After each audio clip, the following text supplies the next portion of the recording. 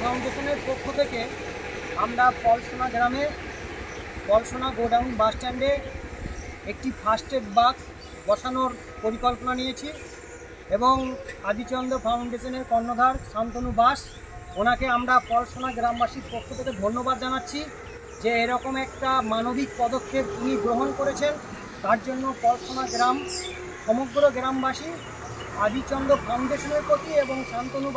বাসের প্রতি কৃতজ্ঞতা প্রকাশ করছি। এবং এই যে ফার্স্ট এড বক্সটা আমাদের পলসোনা গোডাউনে এখানে থাকবে, তার জন্য হঠাৎ করে কোনো মানুষ যদি অসুস্থ হয়ে পড়ে কোনো কারণে বা বাই চান্স কেউ পাকা রাস্তায় যাওয়া আসা করার সময় কোনো অ্যাক্সিডেন্ট ঘটে গেলে এখান থেকে আমরা প্রাথমিক চিকিৎসাটা সহজেই পেতে পারবো এবং এখান থেকে আনুষঙ্গিক বেশ কিছু ওষুধপত্র, ব্যান্ডেজ এবং প্রাথমিক চিকিৎসার যে সকল উপকরণ দরকার সেই সকল উপকরণগুলো আমরা এখানে পেয়ে গেলাম।